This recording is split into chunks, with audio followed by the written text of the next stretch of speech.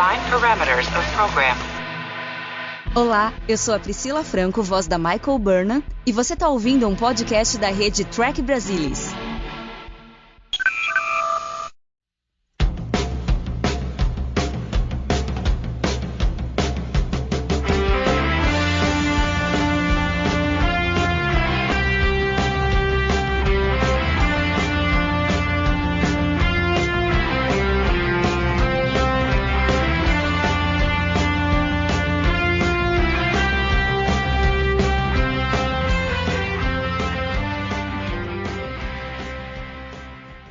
Olá, sejam bem-vindos ao Balde do Odo, o podcast da rede do Trek Brasilis para falar sobre Star Trek Deep Space Nine, a melhor série de Jornada nas Estrelas. E hoje nós vamos falar sobre o quarto episódio da terceira temporada, Equilibrium, um episódio focado na personagem da Jadzia Dax. Mas será que ela vai ser a personagem principal mesmo da história? A seguir cenas do próximo capítulo. E para falar sobre esse episódio hoje, nós temos a volta do nosso querido Fernando Odo Rodrigues. Fer, muito bom ter você de volta aqui para conversar sobre os episódios de Deep Space Nine. Fala, galera! Tudo bem com vocês? Eu já vou começar dizendo que eu adoro a técnica para misturar soufflé do Odo.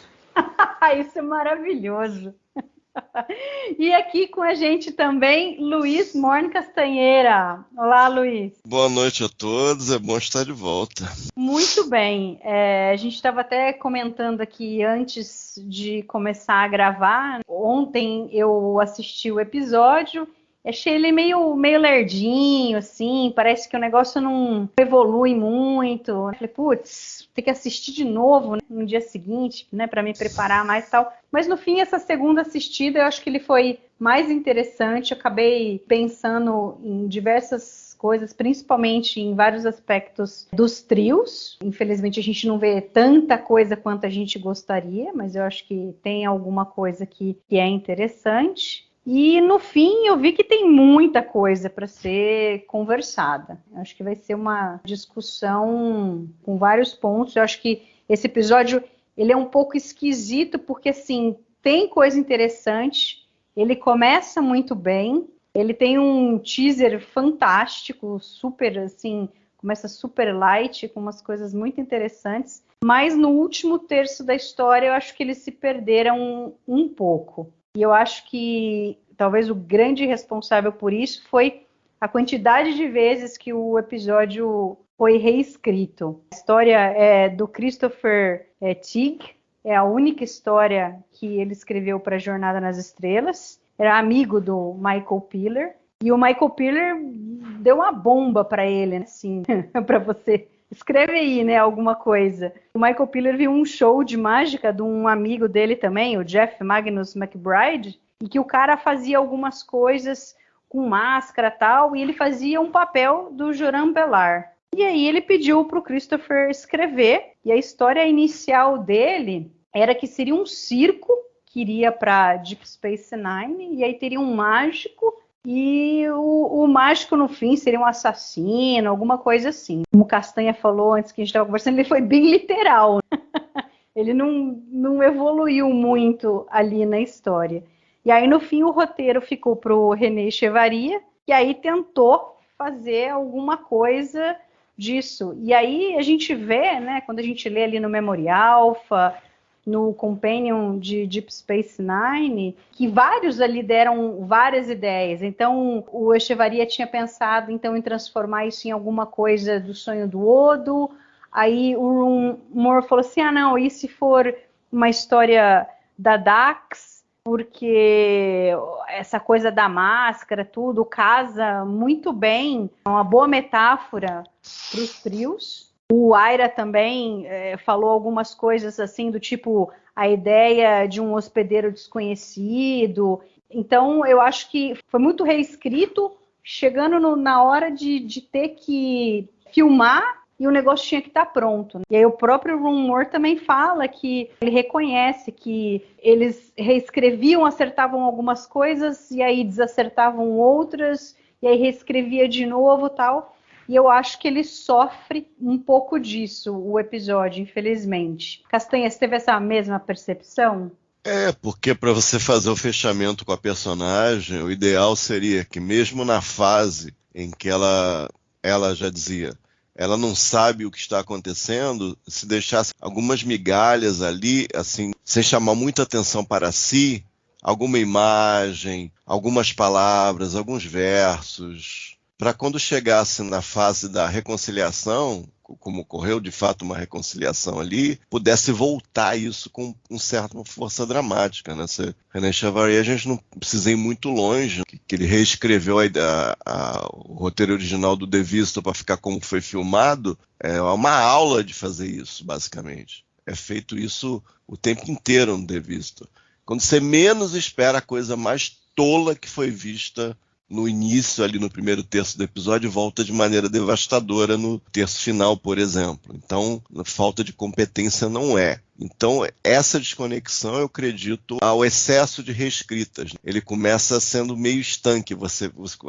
As visões têm um efeito de propelir a trama, de ajeitar a pesquisa que seria feita depois, sugerir algumas coisas, sugerir a pesquisa de Google do Bashir e do Cisco mais para o final, mas em termos emocionais é meio desconectada do final. Então você tem uma coisa muito abstrata, muito básica, que você olha, o que é isso? Mas também, o que é isso? Mas não é o que é isso que te interessa muito. Então isso é ruim para o episódio. Então eu imagino que esse processo de reescrita tem afetado esse tipo de envolvimento. Então isso eu vejo como um problema. E talvez, na versão final do roteiro, como foi filmado, eles não tenham se dado conta de que eles colocaram a Jadzia mais uma vez na posição de estar numa cama, inconsciente. Pelo menos ela teve que tomar uma decisão, mas detalhe, a decisão fora de tela.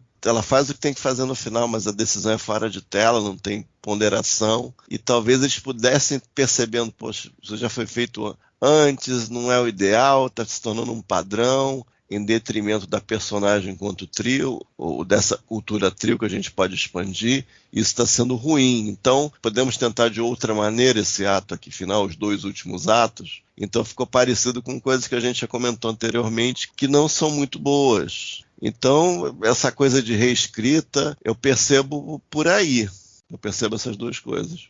Eu acho que a gente tem até uma fala do Ron Moore, que ele fala que o conceito da história era interessante. Eu acho que eles conseguiram desenvolver bem os 2 primeiros terços do episódio, mas aí no terço final, você vê assim, quando tá com meia hora de episódio, é quando o Bashir e o Cisco intensificam lá a pesquisa Google deles, como o Castanha falou, né? E passa a ser só isso. Então, toda a parte da descoberta do que seria aquilo, do porquê da música, do porquê da raiva que a Jadzia estava sentindo, não é ela que descobre. Ela passa a ser um ser que não tem mais influência nisso.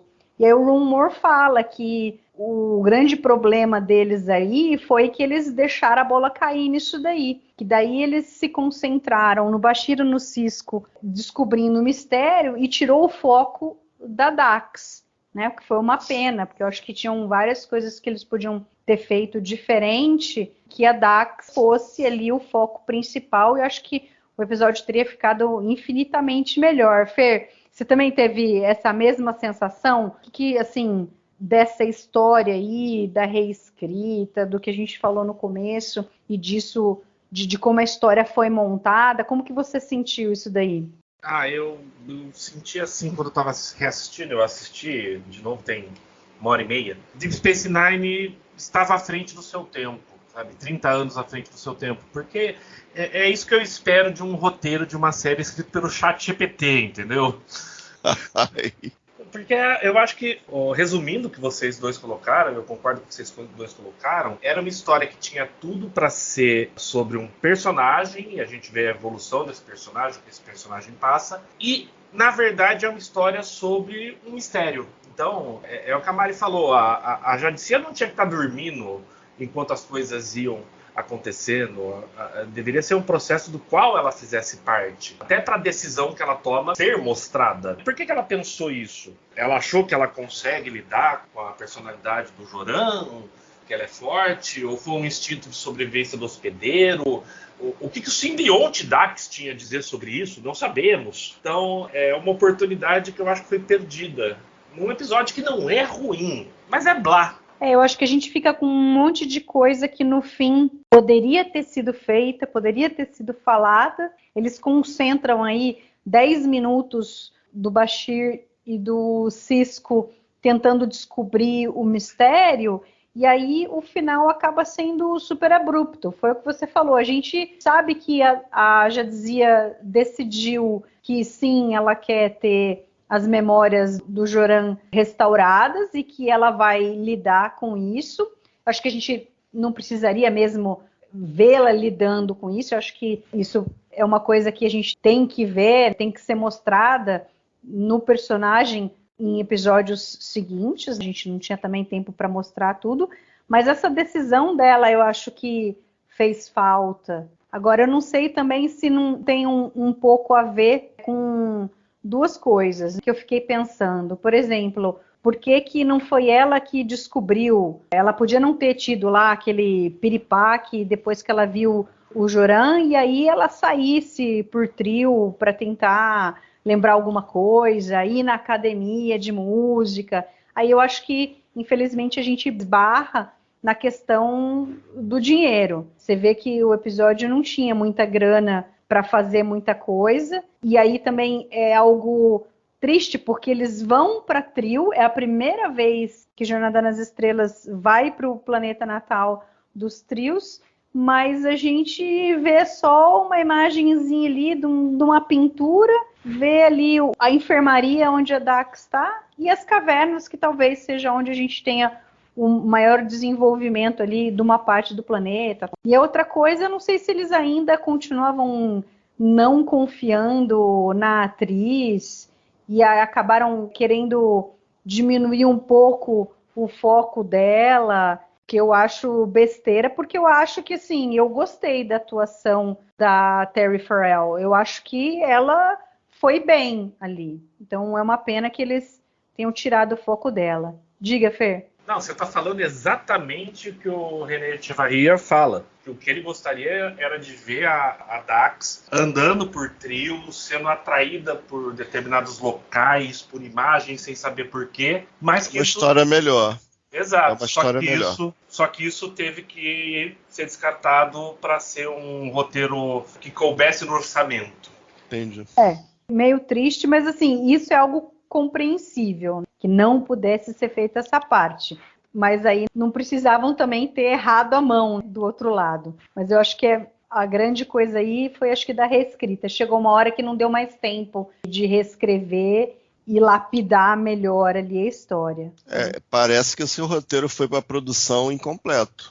Pelo que dá para entender, que ele estava, para produção mesmo, estava filmando faltando página. Foi algo pesado mesmo. Foi algo pesado mesmo, pelo que dá a entender deles falando ali. Se não me engano, eu acho que é o Seinfeld que fala isso, nos especiais da produção da série dele, que ele fala, né, que quando começa a temporada, eles têm algumas boas ideias, só que eles tinham que produzir, no caso de Seinfeld 23, Deep Space Nine 26 episódios. Ele fala que chega momento na temporada em que ideias ruins começam a aparecer boas, e ideias loucas começam a aparecer racionais. Esse é o termo. Só que não se aplica tanto para esse episódio, porque é o quarto da temporada. E você tem uma coisa que, assim, esses primeiros episódios, todos escritos quase pelo pessoal que chegou novo, né, em Deep Space Nine. Então, acho que eles também já estavam jogando a bola para eles, porque eles precisavam que esse pessoal se desenvolvesse, né? E criasse... já tivesse assim um reconhecimento com a série e tudo. Agora, eu acho que tem coisas interessantes, a começar pelo teaser. Como o Fer bem falou ali no início, o Odo mexendo o soufflé é muito bom, é incrível, assim, o René Auberjonois, porque primeiro ele começa a mexer Você vê que ele não só mexe a mão, como ele mexe a vasilha. Ele vai num ritmo primeiro. Aí quando o Cisco fala para ele, não, tem que ser mais homogêneo e tal. Tá tudo no pulso. Aí ele começa a mexer o braço, mas ele mexe a cabeça também. É muito bom. E é legal essa coisa da interação entre os personagens. Fica uma coisa mais light ali. O comandante oferecendo um jantar.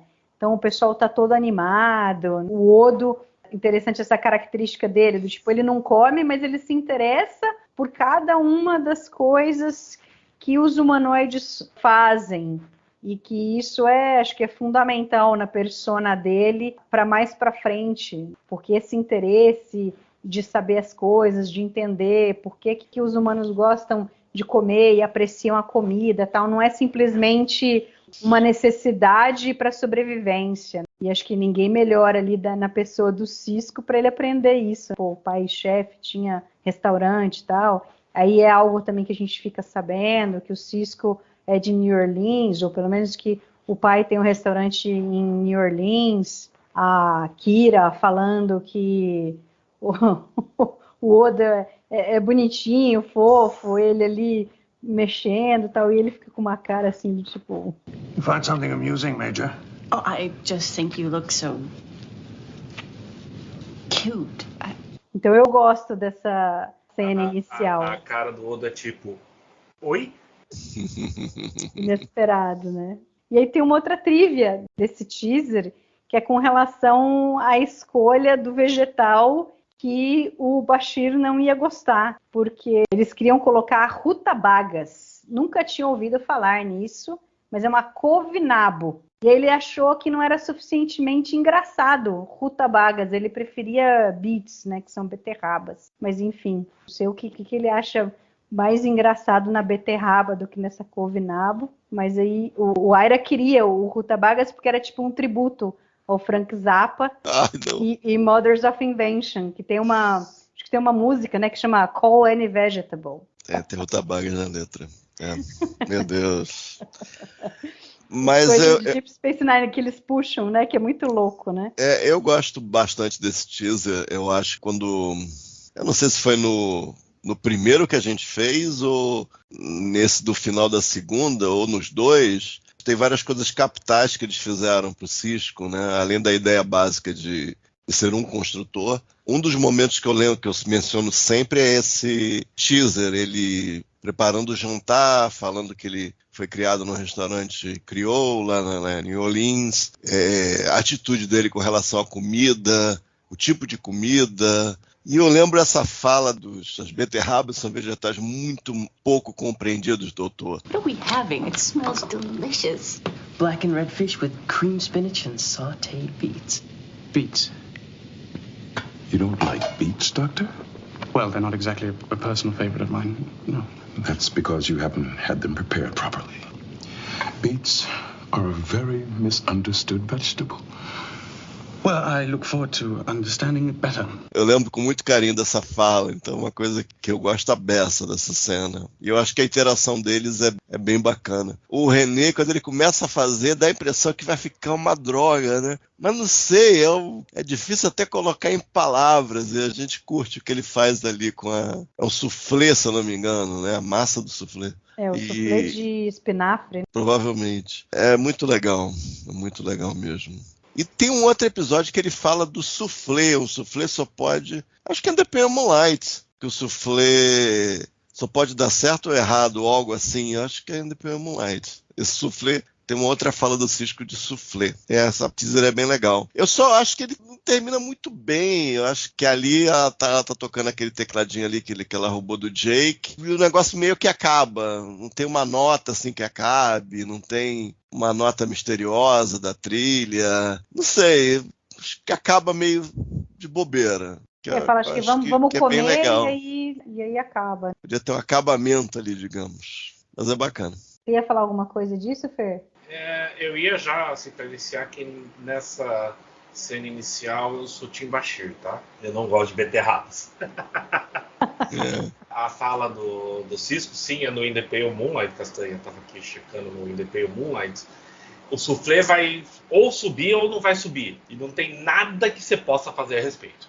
Por aí. Depois você pôs no forno, acabou. Não tem mais o que você possa fazer. Que, aliás, ali foi instantâneo, porque ele pega a vasilha do Odo ali, já dizia, toca, tem 10 segundos de conversa e aí já tá pronto na mesa. Quer dizer, o soufflé foi pro forno instantaneamente e ficou pronto. É tecnologia de aquecimento do século 24. É um ultra forno que faz em segundos. Mas, enfim. Vocês viram o forno? Eu não vi o forno. Forno não, eu só vi que tinha os rechôs ali, ou sei lá o que, o fogão em cima ali da mesa. Estavam fazendo as coisas, mas forno eu não vi nada não. Mas a gente perdoa, sabe que ele pôs o soufflé no forno e ficou pronto. Agora, falando do Bashir, eu acho que outra coisa interessante desse episódio é que, felizmente, eles não continuaram com aquela atração absurda do Bashir pela Dax, que se torna, algumas vezes ali, era uma coisa exagerada demais ali. E eu acho que faz muito bem ao personagem, porque aí você consegue ter uma relação ali de amizade entre ele e a Dax, que é muito mais saudável. Eu acho que a conversa dele com ela, dizendo as inspirações dele de ser médico, e ela poder chegar ali e conversar com ele, e dizer que não consegue dormir, e ele conversa ali um pouquinho e tal, oferece para ela dormir ali, já que ela estava com receio de tudo que estava acontecendo, e sem nenhum tom ali de que ele tivesse dano em cima dela, que tivesse segundas intenções. Então eu acho que, felizmente, eles seguiram nessa linha, que eu acho que condiz mais assim com o personagem e faz o personagem ficar melhor. Quando a pessoa que está assistindo a série, eu acho que inclusive foi a minha reação. Quando ela chega no quarto ali, bonitona, com aquele pijama, ele com aquele pijama ridículo dele, fica a tensão no ar. Ela abre a porta, o que esse cara vai falar? Eu acho que foi essa impressão que eu tive quando assisti a primeira vez. Mas aí a coisa se desenvolve de uma maneira legal. Ele fala por que ele decidiu ser médico. I've always been afraid of doctors. Most people are. When I was younger, I was terrified of them. Really? Well, they seem to know everything. It was as if they held the power of life and death in their hands. I used to think that if I didn't behave, they'd make sure I got sick. Then, as I got older, I decided that I wanted to know what they knew, be as smart as they were. And that's why you went to medical school. That's right. And you know what I learned there? That all I really wanted to do was help people. That's what doctors are there for. To help. Eu achei bem bacana. Eu acho que ele nunca mais dá em cima dela, eu acho. Se eu não me engano, eles falam uma vez no Starship Down, aí na temporada seguinte pinta o Worf. Aí a Ezri fala com ele na 7ª temporada, aí rola o lance entre eles. Mas acho que ele nunca mais insinua, pelo menos falar pra ela, tipo, dar uma olhadinha aqui, acolá, vá lá. Mas dar em cima mesmo, falar alguma coisa, eu acho que acabou mesmo. Para o benefício da série e do personagem, eu imagino. Inclusive, tem uma atenção adicional quando ele tá lendo ali, tipo, pô, esse cara vai puxar papo aqui, o que ele vai fazer? Aí já dizia, você já dormiu, não sei o que, ele olha, ela tá ali bem no escurinho, a pose monumental de bonita, monumental. Aí ele olha, não tem trilha, né, não tem gracinha na trilha, ele olha, vira e continua lendo. Eu achei legal, achei bem bolado, eles fizeram direitinho pra, tipo, ó, fechou esse troço aqui. Fechou a amizade mesmo. E ele se importa muito com ela, de verdade. Achei legal. Sabem que eu não me lembrava muito desse episódio. Eu lembrava, basicamente, que era um episódio que a Dax descobria o hospedeiro anterior secreto, que era o psicopata. Mas os detalhes, assim, eu não lembrava. E quando chegou essa cena, quando ela abre a porta, como o Castanha disse, né, toda linda, naquele pijama e tal, o que eu fiquei achando que poderia acontecer é que ela desce em cima do Bashir em função de estar influenciada de alguma forma, assim como ela tinha ficado agressiva com o Sisko e a Akira. Eu achei que teria ali algum outro sintoma do que quer que estivesse acontecendo com ela. E no fim não foi isso, mas eu sinto na atuação do Fadil que ele parece estar se contendo, entendeu? Assim, ela aparecia, pelo menos no primeiro momento, tá? Ela aparecia ali àquela hora da noite, vestida com o pijama. Ele parece estar um pouco assim, incomodado com a situação. E aí, quando ela começa a falar o que está acontecendo e que ele começa a se abrir também, ele relaxa mais. Eu, pelo menos, li a cena dessa forma. Pode ser que sim. É interessante a cena, bem bolada. Eu acho que ele estava ali no modo médico. Ele estava preocupado com ela. Ele tinha consciência de que ele não podia fazer muito mais por ela. E eu acho que isso é algo que pesa para o Bashir, porque ele é o cara que sabe muita coisa, muito de muita coisa, então ele meio que se sente assim, não posso fazer muito mais coisa por você, então eu acho que ele estava ali no modo doutor tal, e não queria fazer gracinha e tal, quando ele via que ela não estava num momento bom. Acho que ele foi respeitoso e tal. Mas, ao mesmo tempo, se ele tem um crush nela, ela chega no quarto dele de pijama, de camisola, você fala, pô, aí é duro, né? Então ele dá aquela...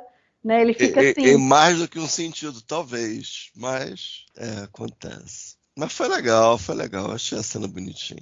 Não, eu acho a cena bem legal. Até porque, assim, subverteu minha expectativa, né? Como eu disse, eu não lembrava. Foi legal isso. Isso foi legal. Até por conta disso, talvez eu tenha prestado um pouco mais de atenção na atuação do Fadil. Que nesse momento da série ainda é Sidney Fadil, depois vai se tornar Alexander Siggy, então por enquanto eu chamo ele de Fadil mesmo. Eu já na hora falei, vixe, vai ser mais um daqueles momentos vergonha alheia do Bashir, né? Momento Paul Lynch de constrangimento. Boa. Ia ser... Putz. Mas tiveram bom senso, né? Ainda bem. Acho que o próprio Ron Moore fala alguma coisa a respeito também, de que felizmente eles seguiram nessa linha e abandonaram a coisa do Bashir perseguir a Dax amorosamente e tal, e que eles viram que isso fez bem ao personagem. Então é legal porque assim, às vezes a gente acha que eles fazem algumas coisas erradas e se pergunta por que eles não fizeram diferente e tal, mas assim, quando você vê essas entrevistas, os escritores dando as suas opiniões passadas do que foi e tal, você percebe que eles, muitas vezes eles tinham consciência das coisas, não era inconsciente as coisas que eles estavam fazendo, mas muitas vezes era no acerto e no erro. Não, a gente acha que isso vai dar certo e de repente não dá, e outras tantas, não, a gente acha que isso vai dar certo e no fim dá. Se eu não me engano, tem uma entrevista do Rick Berman, ele fala que nas 2 primeiras temporadas o Bashir foi intencionalmente escrito como irritante. Era intencional. Acho que foi o Rick Berman. Isso é uma tática, você faz um negócio assim meio... que vai chamar muita atenção no sentido negativo e você depois reverte aquilo ali, você meio que domina o personagem, né? E domina um pouco da audiência. Eu acho que foi o Rick Berman que falou. E ele era bem impopular no começo, o Bashir. Bem mesmo. Por conta disso, né? Eles tiveram com certeza que mudar. Então, em parte, talvez conseguiram o objetivo. Intencionalmente. Ele era irritante intencionalmente. Provavelmente sim. Porque o processo escreve, checa, lê, refaz, vai para pré-produção. Isso tá uma desgraça. O ator não está conseguindo falar, verifica e tal. Então é um processo que vai e volta várias vezes. Então é meio impossível a pessoa escrever. Tem um episódio na primeira temporada que o Bashir, ele era basicamente assim, eu não vou lembrar qual episódio, era basicamente assim, ele estava com uma, depois acho que ele foi falar com o O'Brien, não, mas essa tática não funcionou ainda, eu tento essa daqui, tipo... eu não sei se ele chega a falar com a Dax, mas ele comenta com alguém sobre a Dax e... Não tem nada a ver, vai ser mais uma. Tipo assim, negócio chato mesmo, desagradável. E a Dax via isso de longe, óbvio. Pelo menos isso. Entre outras coisas. A atitude dele ser muito arrogante, às vezes saía... Além do engraçado, ficava um negócio assim... Hein? Como? Tipo assim, ninguém é tão tapado assim, já tá percebendo que tá incomodando as pessoas. Teve uma vez com a Kira que eu achei que foi legal, acho que na primeira temporada, não vou lembrar também o episódio, mas a gente tem comentado aí nos episódios do podcast. mas era intencionalmente meio irritante. Tanto a arrogância quanto essa coisa de ser mulherengo, de estar querendo aventura. No caso, aventura com mulheres, quanto mais melhor. E a Jadzia era meio que era o bicho premiado que ele queria pegar. Desde o começo, na primeira cena dele, ele entra todo desajeitado, quer convidar o Sisko e a Kira na frente dele. Ele nem se apresentou, mal se apresentou, sei lá, nem se registrou como médico da unidade. Já está querendo chamar a Jadzia para jantar, querendo já, né? Óbvio. Negócio meio tudo desajeitado. Então, várias coisas foram intencionais. Eles tentaram melhorar isso com o tempo, né? Nessa terceira temporada eles têm tentado fazer isso. E esse episódio é um exemplo claro disso, né? Especial na questão da Jadzia. Jadzia, a fronteira final. Nossa. Essas são as aventuras românticas de Julian Bashir. Ou Jadzia, né? Que a médica fala no a início, médica vai e volta, mas ela vai e volta, você reparou? volta. Às vezes é Jadzia, vai. Me parece que ali no começo, acho que, sei lá, se eles gravaram, ela falou errado, acabou ficando, e aí depois meio que consertaram no meio do caminho depois da pronúncia. Ou pode ser que eles tenham pensado que por ser de trio teria um sotaque diferente e depois esqueceram. Poderia, mas teria que ser coerente, né? Teria que manter, né? Ela tem que sempre chamá-la de Jadzia, né? Mas ela não faz isso. É meio esquisito. Mas vamos falar dos trios, então. Eu acho que tem várias coisas interessantes que eles colocaram nesse episódio, mas outras tantas que ficam totalmente sem resposta e que deixa, assim, algumas a gente entende que não dá para você falar tudo sobre uma raça ali em um episódio, mas tem algumas que eu acho que faziam parte da história e que eu acho que poderiam ter sido melhor desenvolvidas. Eu gosto do lance da caverna com os simbiontes ali naquela piscina, embora a gente fique sem saber. Acredito que todos aqueles simbiontes que estejam ali sejam simbiontes novos que estão crescendo e que obviamente nunca tiveram um hospedeiro, porque a gente sabe que a partir do momento que um simbionte tem um hospedeiro, ele não sobrevive mais sem um. Tanto que é sempre um passando para o outro. Então, é legal ali, né? Acho que faltou, entendo o porquê, não dava para ter tudo, mas a gente fica se perguntando, como é que esses simbiontes se reproduzem? É pouco, porque a gente sabe que não tem muitos simbiontes. É uma das questões que é discutida aqui nesse episódio, né? O grande mistério aí do porquê a Jadzia começa a ter essas lembranças, né? Por que a memória dela foi apagada e tal. E aí a gente fica meio que sem saber. Nessa linha, Mari, tem uma coisa que me incomodou muito já no final do episódio, porque a Dax desce lá pra tomar banho lá com os simbiontes, banho de leite de aveia. Ela tá total e completamente sozinha. Não tem guardião, não tem médico, não tem Bashir, não tem Sisko. E se acontece alguma coisa? E se os hospedeiros não querem ajudá-la? Me incomodou tanto isso. E se acontece alguma coisa no processo que pode prejudicar os simbiontes dentro da água? Entendeu? Me incomodou tanto isso, o fato dela entrar lá completamente sozinha.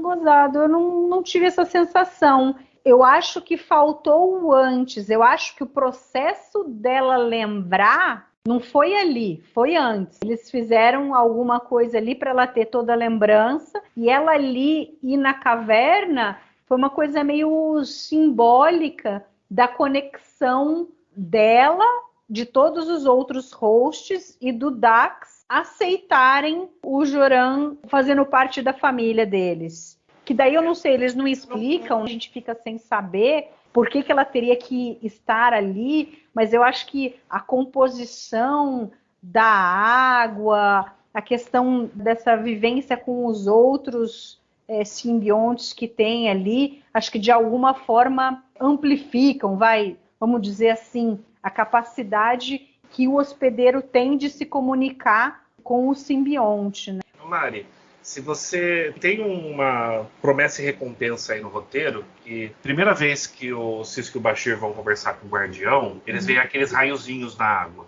Sim, que é um simbionte conversando com o outro.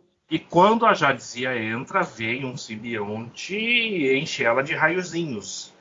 E daí a memória do Zoran Belar é realmente desbloqueada. Então não foi uma coisa só simbólica. Porque senão não tinha necessidade de ter raiozinho de simbionte. Eu acho que é simbólico sim, Fernando. Eu acho que aquilo ali não é um simbionte na água. Aquilo ele está tentando representar ela conversando com o próprio Dax. Entendeu? Porque olha a lógica. Se há um outro simbionte, mesmo jovem, na posição, ele teria que ver a cena devagarzinho, mas, digamos, grosseiramente, na posição que estava o simbionte que deu o raio nela, apareceu o Zoran Belar. E eles se abraçaram, veja bem, e ele desapareceu. Ou seja, aquele simbionte que está ali nadando teria algo a ver com o Zoran Belar, e no final ela teria que terminar, então, pela lógica, abraçada com ele. Então eu acho que está representando só a conexão com o próprio simbionte dela, entendeu? É só uma maneira de estar naquele ambiente ali dela conseguir desbloquear a memória, eu imagino. Ou completamente, tá entendendo? Eu imagino algo mais na cara, porque teve um setup disso antes. Os raiozinhos é como os simbiontes conversam entre si. Você tinha um simbionte na água, que é claramente mostrado, que encaminha um raio para Dax. Ele não quer falar com a Jadzia, ele está falando com o Dax, o simbionte Dax. E após isso, com as memórias liberadas, aí vem a parte simbólica, vamos colocar assim. Tanto que mostra ela abraçando... Fugiu o nome do cara de novo, meu Deus. Zoran Belar. E aí a cena corta para as costas dela e a câmera começa a girar para mostrar que ela não está abraçando ninguém, mas sim abraçando o próprio peito. Não sei se é híbrido o negócio, não. Eu não tenho a sensação de que tinha outro simbionte ali. Eu acho que era ela com o Dax. Mariana, olha só, ela estar ali talvez ajude, mas eu não sei se aquele simbionte, a imagem do simbionte jogando raiozinho nela, eu não sei se aquilo é real fisicamente. Entendeu? Isso que eu não sei. Porque a hora que ela abraça o Zoran, fica tudo, junta os raios ali. Você vê que tem uma coisa assim de raio entre os dois ali. Talvez pudesse melhorar um pouco essa mise-en-scène para ficar... talvez mais claro o que está acontecendo. Pelo fato de não ter tido algo antes, pulou do você tem que tomar uma decisão, aí ela já é ela entrando na água. A gente não pode cravar com certeza que não. Ela lembrou, recuperou todas as memórias do Zoran na hora que ela entrou ali, ou se ela já chegou com todas essas memórias, que é o que eu acredito, porque ela já entra, a hora que ela aparece, você sabe quem eu sou? Ela fala, eu sei. Ou seja, ela já sabe dele. E aí ali propiciou ela recebê-lo, né? Simbolicamente, estamos te recebendo agora, você faz parte de mim. Eles tentaram fazer uma coisa simbólica para vender essa aceitação de parte dela que estava bloqueada. Mas realmente, a gente tem uma fica ambiguidade, sem saber, né? Você pode pensar, tem um simbionte ali que ajudou, que estava na água. Aí eu não sei. Porque daí criou outras coisas. Como que é o desenvolvimento desses simbiontes? Se eles estão ali na água e não se juntaram a ninguém, qual é o conhecimento deles? Eu imagino que seja algo uma bem criança, são... primitivo, primal, senso básico de sobrevivência, talvez, não sei. Aí o episódio também não ajudou, né, Mariana? Aí, não era o foco, né? Não era o foco do episódio aqui isso. Pessoal, eu pus a cena aqui, ela acabou de entrar na água, vem um simbionte, solta raiozinhos, ela olha os raiozinhos, a água está se mexendo... E aí ela olha em outra direção, não é da onde veio o simbionte, e começa a conversar com o Jurão. Não é na mesma direção que veio o simbionte, tá, Castanha? Tá, entendi. Mas então, a gente pode talvez sejam as duas coisas desse ponto. Não, mas tá isso. Se ela tá olhando para outra direção, pode ser as duas coisas. O simbionte ajudou e ela tá falando com ela mesma, de certa maneira. Ela tá falando com o Dax depois. O simbionte, na direção que a câmera tá mostrando, tem uma parede de pedra atrás dele e no canto inferior direito você vê que tem um degrau. Só um degrau apagado. O Zoran, quando aparece, atrás dele tá a outra ponta deste degrau com 2 luzes acesas. Uhum. Tá numa direção diferente da do simbionte. Mas então, se é diferente, é significativo. Mas vamos concordar em discordar e só apontar isso como mais uma falha de como o roteiro não estava realmente pronto, realmente amarrado pra gente entender. O fato da gente estar tendo interpretações diferentes desse final tá apontando que eles tentaram vender com simbólico. Eles tentaram empacotar, arrematar o negócio com esse simbólico aí. Que não estava bem feito. Pro simbólico descer bonito, assim. Até ter uma tomada de cima, ela joga a cabeça para cima. Tenta vender algum tipo de êxtase, de realização, Agora, os Guardiões, eu achei algo interessante ali. A capacidade que eles têm de, eventualmente, de alguma forma, se comunicar com os simbiontes. Eles têm uma sensibilidade grande, que ele sente que tem alguma coisa de errado, o equilíbrio entre o simbionte e o hospedeiro, a hora que a Jadzia tá ali. São caras, assim, meio que quase como uma coisa religiosa ali, que os caras dão a vida deles para isso. Nem sair dali da caverna o cara sai. Ele passa a vida ali. Fica implícito que eles têm algum tipo de telepatia. Isso também não é explicado. Por que eles... A Jadzia não tem telepatia, pelo menos até onde a gente saiba. Especialmente sem o simbionte, não tem nada nem que pareça, imagino, pelo menos. Então eles parecem ter uma telepatia, pelo menos com o simbionte. Porque, o simbionte falou com ele, falou, eu sou o Dax. Ele sabia que era o Dax. Sim.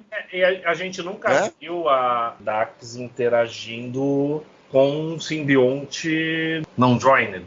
Talvez fosse interessante também. Então, pelo menos os Guardiões, eles têm alguma capacidade telepática, mesmo que seja restrita aos simbiontes unidos. Não, aos da piscina também. Eles falam com os simbiontes. Eles são Dr. Dolittle dos simbiontes. Pelo menos. Só castanha mesmo. E não é explicado. O que eles têm de diferente da população geral de Trio também não é explicado. É explicado que ele... Pera aí, eles têm as pintas? Tem, né? Tem. Mas pode ser que... E a testa? A testa é sem testa, né? Sem testa. Mas pode ser que eles sejam os outros 50% da população de Trio que não podem se unir com os simbiontes. Aí eles falam, eles não podem se unir, mas podem falar. Interessante. Faz sentido, mas não é dito no episódio, tô só especulando aqui. Ô Fer, aí falando nisso, então, dos 50% aí, o que você achou dessa explicação, de tudo que eles colocaram? Você tem... Não gostaria de dizer que é uma conspiração ali da comissão de simbiose do governo Trio que esconde essa ideia de que, na realidade, muita gente pode, na realidade, ser hospedeiro, mas aí, como eles têm uma quantidade limitada de simbiontes, eles, obviamente, têm uma proteção grande aí desses simbiontes, algo que nunca foi explicado. É até uma falha, porque eles têm uma reverência em relação a esses simbiontes, quase como deuses, que qualquer trio se sujeitaria a morrer para salvar o simbionte. É uma coisa assim meio pesada ali, que você vê que várias vezes a gente viu que eles descartariam um hospedeiro tranquilamente, mas tudo em nome do simbionte. E aí a gente tem isso daí, então, quer dizer, eles têm que escolher muito bem, e aí eles têm que dar uma justificativa para a população, porque eles acham que se todo mundo souber que qualquer um, ou pelo menos ali 50% na realidade é apto a ser um hospedeiro, não vai ter problema nenhum, eles acham que seria uma loucura, uma caçada a simbiontes.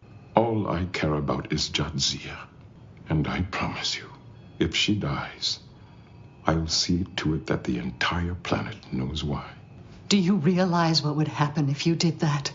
It would mean chaos. There aren't enough symbionts for that many hosts. The potential danger to the symbionts would be enormous. They would become commodities to be purchased or prizes to be fought over. Nearly half our population is capable of being joined. That's what we learned from our unfortunate experience with Duran-Dax. Que a gente vê até que tem uma certa razão, porque a gente viu lá em Invasive Procedures que o cara lá, loucão, não foi aceito e ele foi, né, sem consequência nenhuma, foi atrás. Então, você acha que o que foi colocado foi bem explicado? Ou você acha que faltou um pouco, Fer, de uma explicação melhor disso daí? Ficou uma coisa meio vaga, meio fraca, e aí depois a gente ainda fala sobre a influência do Sisko com relação a isso, o que a escolha dele e tal. Eu acho que foi, de novo, eles focaram no mistério, foram desenvolvendo a história como investigação, decidiram que a Dax vai ter um hospedeiro que nem ela se lembra. Mas por quê? E se o cara fosse um psicopata? Mas como ele recebeu um simbionte? E se a comissão errou? Mas por que eles iam esconder? Então, assim, me parece muito... É o que eu costumo falar, às vezes, que eu sinto muita mão do roteirista nessas horas, sabe? Eu consigo ver todo o fluxo de pensamento ali que levou a essa ideia. E eu acho que nem precisava chegar nesse nível de 50% da população é compatível. Será mesmo que 50% da população é compatível? Assim, quantos de nós... Vamos só pensar numa coisa simples. Quantos de nós, se treinássemos adequadamente, quando estávamos lá nos nossos 20 e poucos anos, poderíamos realmente ter nos tornado atletas olímpicos? Tem uma questão de biologia aí na história. Então, eu acho que não precisava ser 50%, podia ser 10%, já seria um número assombroso. O problema é que tem uma outra ponta aí, que é a que não é explicada mesmo, que é o quê? São poucos simbiontes. Por que são poucos simbiontes? Por que a população trio cresce mais rápido do que a população de simbiontes? Então, assim, o título do episódio é Equilíbrio. Será que não tinha que ter um equilíbrio aí para você tenha simbiontes suficientes para atender ao número de trios passíveis de união? Então, eu acho que o problema maior está aí. A gente não sabe nada dos simbiontes, vamos continuar não sabendo muita coisa, e aí que não fecha a conta para mim, entendeu? Porque eles podem falar 100% da população é compatível, 90%, não importa. Olha, quantos simbiontes são gerados e qual o tempo para se unir? Por que tem tão pouco simbionte? É uma espécie em extinção, que eles estão conseguindo a duras penas manter viva? Não sabemos, e eu acho que isso afeta um pouco o impacto da solução final. No final do episódio, nessa parte aí do conceito de simbiose, dá a impressão que é uma história que seria retomada mais tarde. Deixa aquela coisa, porque tem várias perguntas que não são respondidas. Detalhes até de como eles se reproduzem, por que o número deles é tão relativamente pequeno. E também o lado, não precisaria ser necessariamente uma história conspiratória, mas é razoável supor que existe ali um interesse daquela comissão de simbiose de manter um certo poder. Será que eles têm um poder dentro da estrutura de governo de trio? Será que eles são um grupo, uma casta, uma seita, um grupo quase religioso? Será que eles têm... Esse interesse é importante, ou seja, falar, pessoal que se une ao simbionte fica pica das galáxias, fica hiper fodão, faz isso, faz aquilo, traz um aprendizado de N períodos de vida, são especiais, são o melhor que nós temos a oferecer. Porque a vida dos humanoides trios não depende de estar ligado ou não ao simbionte. É como se existisse assim uma coisa cultural, uma coisa de propaganda que levasse as pessoas, não, se eu não tiver isso, eu não sou completo. E daí vai. Às vezes é completo, às vezes estudou, às vezes tem um trabalho legal, às vezes tem a família, tem tudo, mas de alguma maneira sente aquele vazio por não ter tido a experiência, que a partir do momento que você recebe o simbionte é apanhar da vida.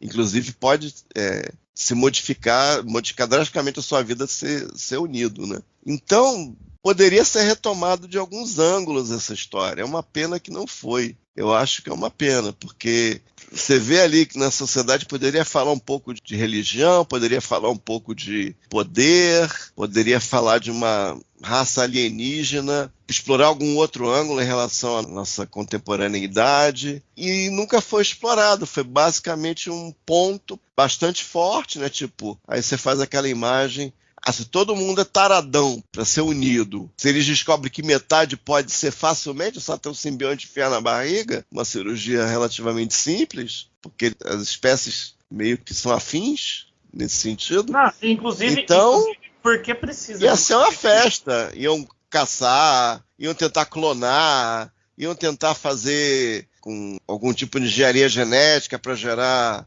mais, que está gerando poucos, fazer fazenda de simbionte. Ia ser o cacete A4, né? Ia ficar uma bagunça na sociedade inteira. Então, tem um interesse ali que não ficou claro, não ficou bem estabelecido. Tudo bem, não resolveu nisso. Poderia ter um ou mais episódios falando nisso. Pensar, vamos voltar naquela história, porque tentar juntar mais orçamento para mostrar melhor o planeta. E daí para frente, porque dá essa impressão de que a história não acabou aí. E tem coisas interessantes no estilo de Star Trek que poderiam ser exploradas. Isso é que é o mais estranho, a gente conhecendo a série como um todo. Porque, assim, acho que a minha primeira impressão é que, como o Fer falou, passa a ideia de que, de repente, a comissão de simbiose tem uma coisa de querer manter ali o controle e o poder de quem vai ser hospedeiro. Porque, assim, é difícil a gente não acreditar que quem tem um simbionte tem uma chance maior de uma posição melhor na sociedade. Porque o cara vem com uma bagagem, com um conhecimento que é completamente desproporcional à pessoa que teve uma vida só. Por mais inteligente... For fazer um conselho regente, todos vão ser unidos. Não vai ter nenhum sem simbionte. E olha a oportunidade aí da gente ter tido um episódio com uma crítica social mais contundente à nossa sociedade, sobre aqueles que já começam vários degraus acima e aqueles que, para conseguir alguma coisa, tem que subir dezenas, centenas, milhares. Não, poderia ter uma parte disso, poderia. Então a gente está vendo possibilidades, né?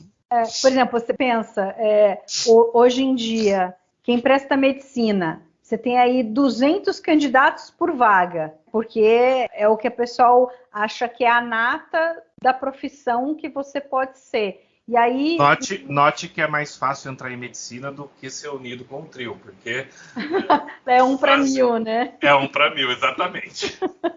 Mas assim, aí você vê, por exemplo, quem quer fazer biblioteconomia, quem quer fazer estatística, aí você tem lá 2, 3, 4, 10 candidatos por vaga. Então, você pode fazer um paralelo com a nossa sociedade e o que é a sociedade trio, né? E agora é uma pena que realmente nunca foi mostrado isso. Ou será que, de repente, a comissão de simbiose, sabendo do fato de que tem pouco simbionte, talvez eles vão para outro lado. Eles querem diminuir essa desigualdade que se causa entre um hospedeiro, um trio com simbionte e um trio sem o simbionte. Então, de repente, será que eles não escolhem pessoas que não têm uma ambição de ser um cara que ele quer ter um poder, ser um político, tomar decisões, governar o planeta?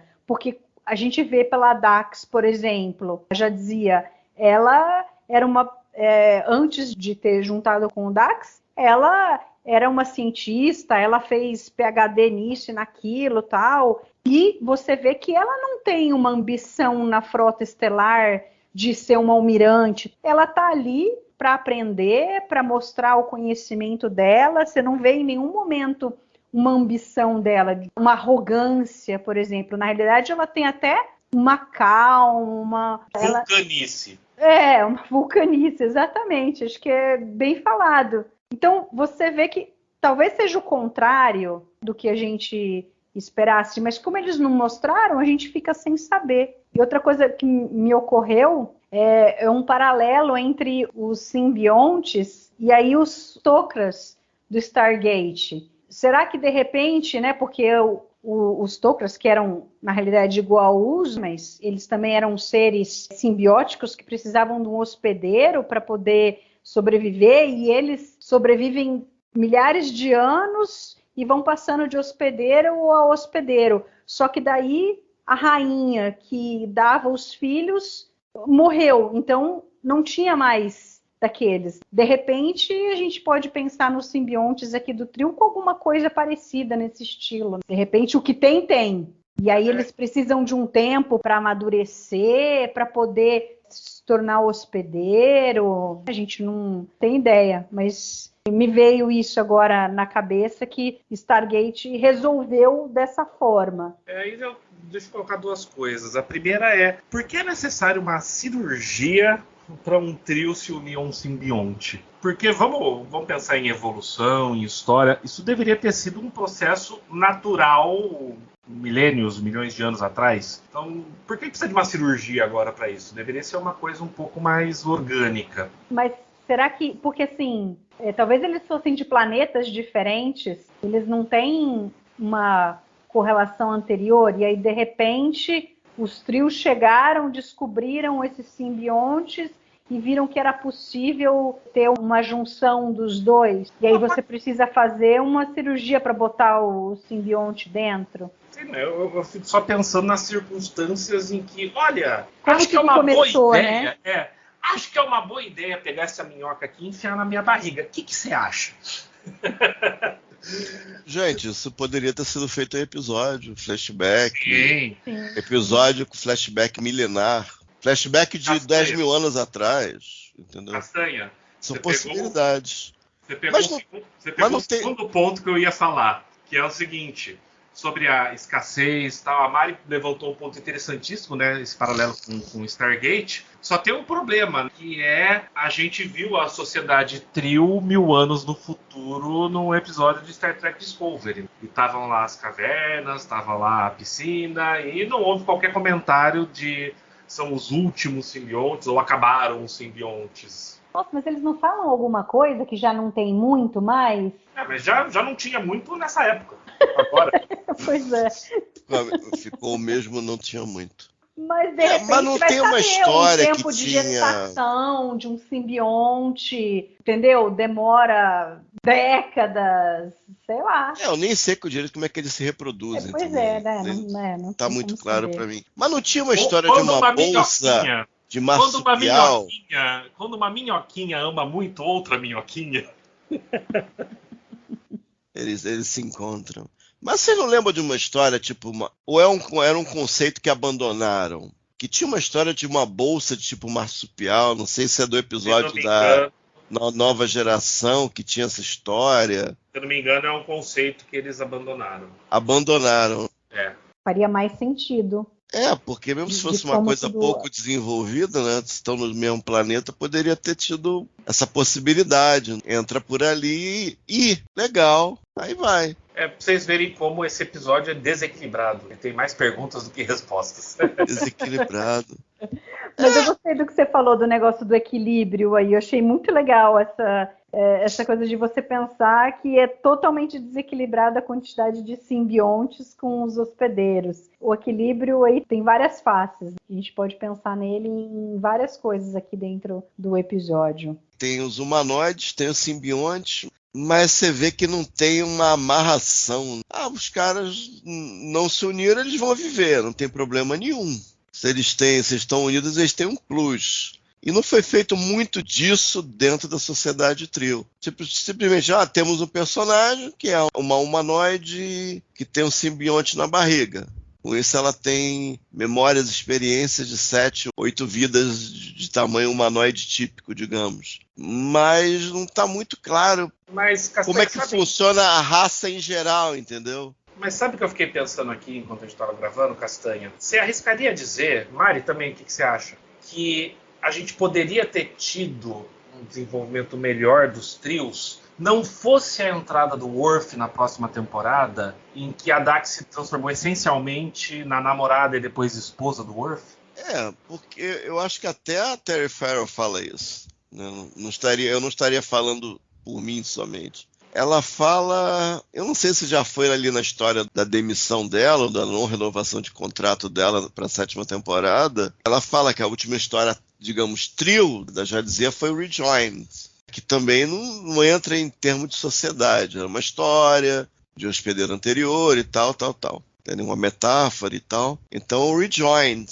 ali o Worf já estava. Então, eventualmente, ela fica cada vez mais como a companheira do Worf. É companheira dos outros também, do Sisko, tá, tudo bem. Isso não se perdeu, mas cada vez mais ela fica como a parceira Klingon do Worf. O desenvolvimento dela deixa de ser um desenvolvimento exclusivo da personagem e passa a ser o desenvolvimento da relação dela com o Worf. E ela meio que foi... eu acho que é isso. Se eu não me engano é isso, ela fala em um tom um pouquinho de arrependimento, porque ela foi pra cima, ela achava legal, meio que percebendo, tem mais um cara que foi trazido aqui, ele vai ter que trabalhar, vai ter que aparecer nos episódios. Se eu for a parceira dele, tá garantido que eu vou aparecer em vários episódios. Então tá bom pra mim. Ela deve ter pensado isso, ela pode ter repensado, talvez, na coisa da renovação do contrato. Não sei, eu não sei se tem uma entrevista que ela responda especificamente isso. Mas eu acho uma possibilidade. Eu lembro dela achar legal.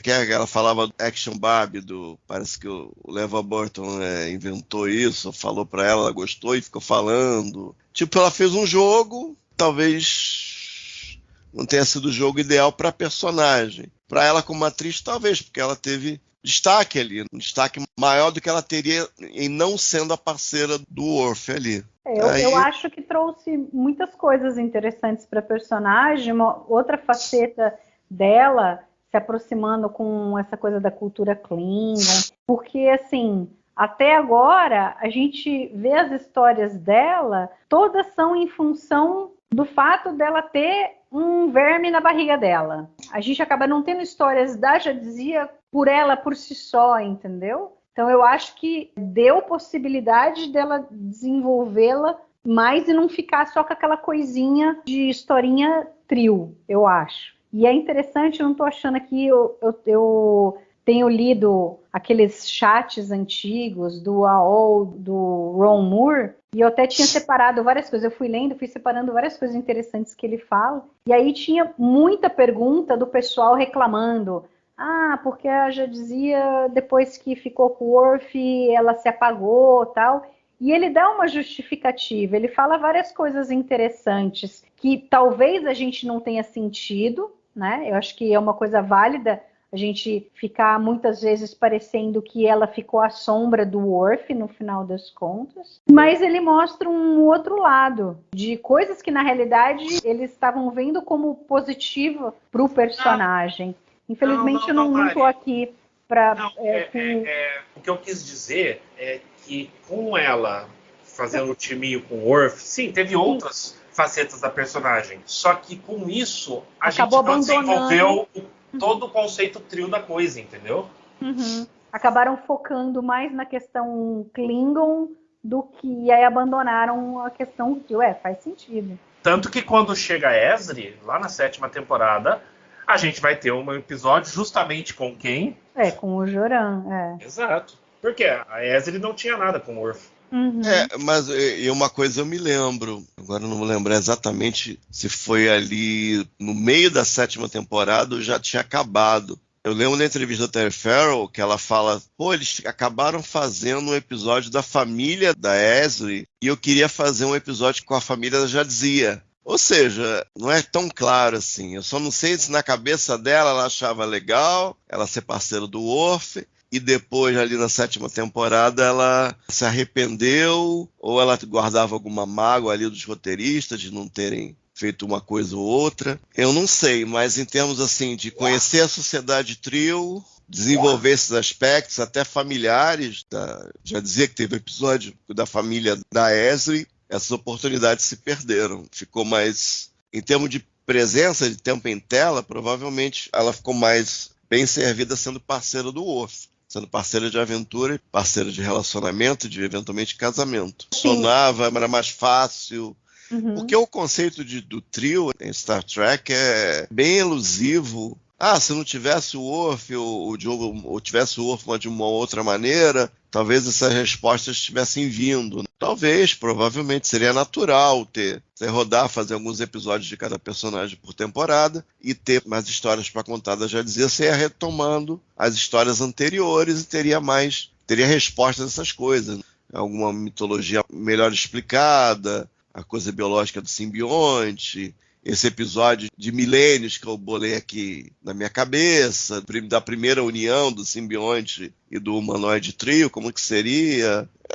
Ideias não faltariam, né? Inclusive melhores que muita tranqueira que apareceu pela gente aí, que vai aparecer nessa terceira temporada também. Tem coisa bem ruim. Meridian, por exemplo, trágico. Entendeu? Esse episódio milenário eu acharia super legal de ver. Como é que foi a primeira união, por quê e tal. Podia ter alguma coisa no presente também relevante, que fizesse algum tipo de paralelo, ou buscasse informação para informar a audiência. Possibilidades existem, tá? Porque essa coisa de simbionte já existe há algum tempo no sci-fi. É a versão Star Trek do conceito. Então a gente ficou meio privado disso. Sabe o que eu pensei agora? O Castanha Eles falou apostaram talvez na simplicidade. O Castanha falou que mostrou a família da Ezri, e eu fiquei pensando aqui. A gente teve na série histórias relacionadas à família do Cisco, a gente vai conhecer o pai dele, conhece a esposa e tal. Tem a família da Kira, de uma certa forma. Tem a família do Odo, inteira, né? Ancestrais, primos distantes, tudo. Tem a família do Bashir. A família do Bashir. Tem a família do O'Brien, obviamente, porque ele é casado, tem a Molly. E a única que não teve família em lugar nenhum foi a Jadzia. O Quark também mostra a família. Exato. A mãe. O farofão da família, né? É primo, tio, sogro, Mug, irmão, sobrinho. Realmente. Tem tudo, né? Justamente ela não tem. Mas eu vejo assim, nesses mesmos chats, assim, o Ron Moore falando, o pessoal perguntando, mas por que vocês não fizeram um episódio sobre isso, ou sobre aquilo, tal? É tanta coisa que tinha que fazer que eles tinham que fazer escolhas. Agora, realmente é interessante que, em algum momento, todo mundo se teve alguma coisa de família, e da Dax não, ou da Jadzia não teve. Da Jadzia não teve. Não sei se eles tinham algum problema com a personagem que acabavam, no fim, escolhendo outras coisas. Nunca foram, assim, muito felizes na escrita com ela. Com o Bashir eles começam assim, mas depois eles conseguem engrenar e tal, e pegam uma linha interessante, e o personagem segue muito bem. Eu já dizia, nem tanto, mas enfim. Agora, um último assunto que eu queria trazer é com relação ao Cisco, e a própria Jadzia, né? Porque assim, a partir do momento que ela descobre sobre o Joran, e a gente não vê nada a respeito do que ela pensou, do porquê sim, do porquê não, que ela aparentemente vai proteger o segredo, certo? Ela não vai falar nada. O Cisco, obviamente que não, eu acho que tem uma coisa aí das diretrizes da federação de não interferência nas outras culturas. Não era o papel dele interferir. Outra dizer, coisa, não fica nem não claro se é um... Pelo menos por esse episódio, não fica nem claro se trio é da federação ou não. Não Vocês acham? Não se fala. Eu diria que é. Se eu fosse dizer, eu também diria que é, mas... Eu não sei, às vezes apareceram na nova geração, o quanto seria. Porque o Curzon, ele era embaixador, né? Eu ia falar isso, Curzon é embaixador. Então teria que ser, né? Quer dizer, ele podia ser um embaixador de trio na federação, mas não necessariamente ser um planeta membro. Ele era embaixador da federação no Império Klingon. Ele era embaixador da federação, então aparentemente... Né? A frota assim, pode aceitar um trio, mas trio não precisa ser federado, não necessariamente. Pelo menos não um membro completo, né? Mas aí não seria a frota, Castanha, seria a federação, isso, a federação. Não, mas eu acho difícil. Vamos lá, o Brasil precisa botar um embaixador nos Estados Unidos. Vamos chamar aquele inglês ali para ser o nosso embaixador? Não faz muito sentido isso. Mas assim, o Cisco, ele meio que joga ali com a doutora, porque a priori ele não poderia, como comandante da frota, não poderia interferir em nada. Mas ele fala para ela, olha, se você não salvar a Jadzia, eu vou contar todo o seu segredo. Então a gente vê uma faceta do Cisco nisso, de que ele vai proteger as pessoas sobre o comando dele, sem pensar duas vezes. E ali a Jadzia ainda é algo especial, porque tem a amizade pregressa com o Curzon, mas ao mesmo tempo você vê, né, na conversa dele ali na Defiant com o Bashir, que é mais do que isso, ele já criou laços com a Jadzia, então isso também é algo interessante, legal do episódio. It's funny. It's been almost 4 years since Curzon died, and I still miss the old man. At first, I never thought I'd ever get used to a new Dax. But if anything happens to Jadzia... Então você vê que o Sisko faz uma coisa ali, agora a Jadzia a gente não sabe. Inclusive, o Sisko fala literalmente, eu só me preocupo com a Jadzia. Uhum. Ele não falou só me preocupo com o Dax. Uhum, sim, isso é bem legal. E agora, a da Jadzia a gente não sabe, quer dizer, ela vai proteger o segredo, ficou por isso mesmo, beleza, os negros estão enganando o planeta inteiro, mas segue o barco. Seria uma continuação, Mariana, que não veio. Uhum. Ela deveria ter aparecido alguma coisa, algum lamento, nem que fosse na cena final, né? Quando o Sisko vai lá, ele vai mais para conferir como é que ela está. Se está tendo a integração ali do Jean Belar, se ela está se sentindo diferente. Mas ela poderia ter falado da situação do planeta. Ou seja, eles não estavam pensando nisso. Não, eu acho que eles só queriam nisso. Eles queriam uma maneira de amarrar o braço da mulher, prender o braço da mulher, dar uma chave de braço, para obrigar ela a ajudar ali e reintegrar as memórias. O resumo é, vamos terminar a porcaria desse episódio do Mágico? A gente não sabe nem se quando a Jadzia saiu daquela mesa, ouviu as coisas e falou que queria reintegração, se a doutora não fez um balacobaco com ela lá, botou um soro, injetou alguma coisa no simbionte, passou algum scanner diferente. A gente não tem a menor ideia. A gente viu só aquela cena ali no simbólico para vender que ali fez o ritual, digamos, e integrou. Ficou uma coisa ritualística. Poderiam ter sido assim, pode ter acontecido alguma coisa ali no laboratório também. A gente não tem a menor ideia. Não tem. Ou é muito forte. Até porque tem a questão do blefe do Sisko aí na história, que eu estou interpretando como um blefe, mas como é que a Jadzia ia se sentir como objeto desse checkmate que o Sisko deu, entendeu? Por causa dela. Não sabemos. Também é uma pergunta interessante. Agora, esse negócio, por exemplo, da Jadzia não falar nada, né? Proteger o segredo, concordar com o que estava sendo feito, talvez é uma coisa forte corporativista ali. Né? Quer dizer, o cara que outra tem um coisa simbionte, poderia ser explorada.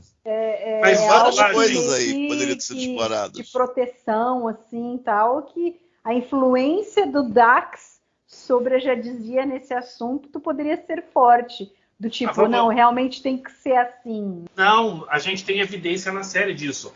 Lembra do episódio Dax?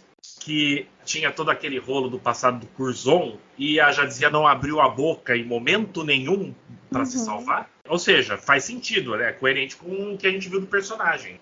Mas ali era ela sendo fiel ao hospedeiro anterior, a uma promessa que o hospedeiro anterior fez. O problema, esse cenário trava a personagem. Trava demais, ela vira um objeto da trama, da história. O Bashir e o Sisko fizeram aquele Google deles lá, falaram com um camarada lá, e ela ficou ali. A gente não viu que ela se sente ali. Então isso é problemático. Eles falaram com o velhinho e num momento fala, eu não lembro, eu tô muito velho, não lembro nem o que eu fiz ontem, e 30 segundos depois tá falando toda a história que o irmão ligou pra ele e falou que ele percebeu tal coisa. Pois é. Mas assim, o episódio começou tão bem, porque você vê a Jadzia escalando a questão da raiva dela. Primeiro ela fala assim, ríspida com o Bashir para ficar quieto, enquanto ela começa a tocar. Depois ela briga com o Sisko, briga com a Kira. E aí ela tem a primeira alucinação. E aí depois, o resto do episódio, você não vê mais ela tendo ataques de raiva.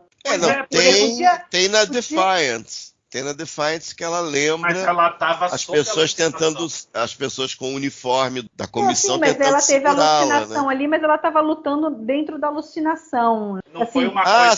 sim, claro. Faltou, acho que, por exemplo, você vê ela conseguindo controlar a raiva, sei lá, de repente ela tá conversando com o Sisko de novo, começa a falar meio ríspido, mas aí ela para, respira fundo e tal, porque você imagina que seria do personagem, né, ela conseguir tentar ali encontrar um equilíbrio, já que ela sabe o que está causando agora, ela pode trabalhar com isso. Mas foi uma coisa assim, super... Agora ela não precisa mais ter acesso de raiva, e daqui a pouco a gente vai botar ela lá para dormir e ponto final. Não, mas por isso que eu achei, quando ela aparece lá na porta do Bashir, daquela forma e com a expressão que ela tava, que fosse alguma manifestação do sintoma que ela tava tendo, que ela ia tentar alguma coisa com o Bashir, entendeu? Seria uma progressão natural da história. No fim, não era nada disso.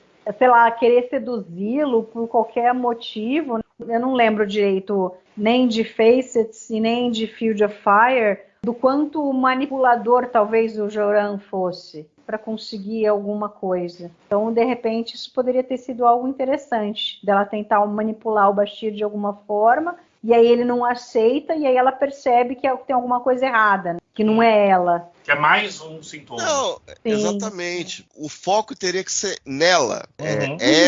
Ela sentindo as coisas, ela mudando as atitudes, ela fazendo coisas inexplicáveis. De uma maneira mais progressiva. Porque aqui foi feito de uma maneira nada progressiva, de uma maneira que chamasse uma atenção absurda de saída, né, logo no teaser. Ela pega o pianinho lá e começa a querer tocar, e toca do nada, e já tá pé da vida, aí o Bashir sai até de perto. Não, deixa ela, que tá brigando com ela mesma. Literalmente. Seria eles acabar o episódio ali. Eles começam e ela investigar, ela ir numa loja, ela visitar as coisas e ela ter a experiência. Ela guiar a história. Então é complicado mesmo. E nem precisava ter sido muito diferente. Né? E nem precisava ser muito diferente. Eu acho ridículo que, sim, ok, a ideia foi do Cisco. Tenta lembrar o máximo possível dessa música e põe no computador para ver se ele descobre alguma coisa. A ideia foi do Cisco, mas a gente não vê a Janicia colocando, fazendo a pesquisa. Mas nem precisava ser do Cisco. Tinha que ser dela. Tinha que ser dela, exato. Ela tinha que ser dela, seria né? uma coisa hipernatural.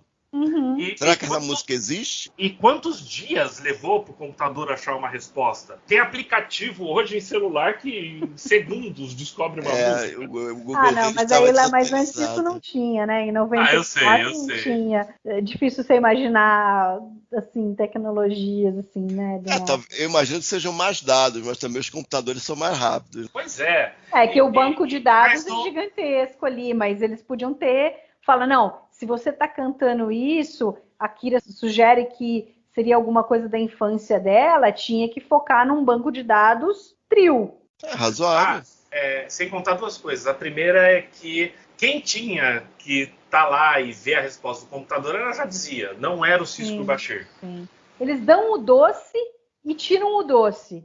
Porque até a primeira alucinação dela, ela é o agente ativo da história. É a partir do momento que ela está na enfermaria, que o Bashir fala que o nível de isoboramina dela está baixando, ela muda completamente. Ela vira um ser passivo, com medo do simbionte rejeitar e ela morrer. Então acabou ela ali. A partir desse momento, acabou. Ela passou a ser um agente passivo da história.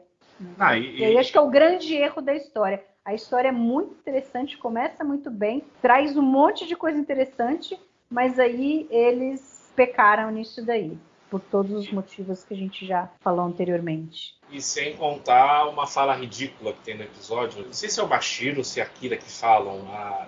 É o Bashir que fala alguma coisa, de repente, da sua infância, e ela fala, eu não preciso de terapia, eu preciso de respostas. Bom, terapia é um instrumento para você encontrar respostas.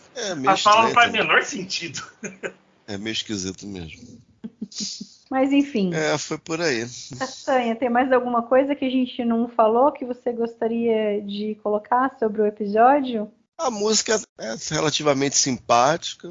A ideia da máscara e tal, eu acho legal. É engraçado, né? Às vezes você cisma, o cara pensa numa história, cisma com um negócio, não sabe o que fazer com aquilo, fica tão fascinado com o conceito e acaba forçando a mão para o negócio ser escrito, ser produzido. Essa aqui nunca chegou ao que poderia ter sido e foi visivelmente reescrita.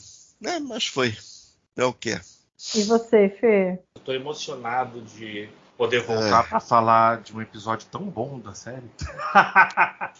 O próximo é muito bom, Fer. O próximo Eu sei, excelente, fenomenal. Então, Eu até sei. a gente chegar em Meridian, que é o favorito próximo? do Castanha. O próximo O próximo é Second Second Skin. Bem melhor. Pior que só de ouvir o título Meridian, eu sempre me confundo. Não, o Meridian vai ser dose, gente. Meridian, Não, eu sempre me confundo. eu não vejo há anos esse episódio, mas quando vai ser... Putz. Vai ser dose. Eu sempre confundo. Ainda mais que o Lower Decks fez a sacanagem com a porra do episódio. Caraca, gente. Agora ferrou. Eu sempre, ouvindo o nome Meridian, eu sempre fico em dúvida entre a história do Meridian mesmo e a história do Children of Time. Mas Children of Time é... Eu sei, são coisas completamente diferentes. 4 estrelas, né? O meu Meridian também, eu não lembro. Eu devo ter assistido uma vez o episódio. Não, eu fiquei horrorizado desde a primeira vez que eu assisti. Eu sei, Castanha, eu andei relendo o seu review.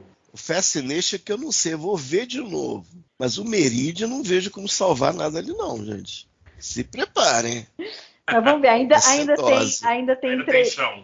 Tem chão. Não, chão não, porque tem o Second Skin, The Abandoned, aí o Civil Defense, aí vem o Meridian. Então a gente tem 3 episódios bons aí e tal, para conversar várias coisas boas, e aí depois a gente enfrenta o Meridian. Mas então, vamos para as notas. Castanha, quantas estrelas para Equilibrium? Eu vou ficar no equilíbrio, eu vou dar 2,5. Só para constar, no seu review a sua nota foi 2,5 estrelas. Então tá bom. Tá coerente. Eu acho que esse é o típico episódio não fede nem cheira do 2 estrelas de 4.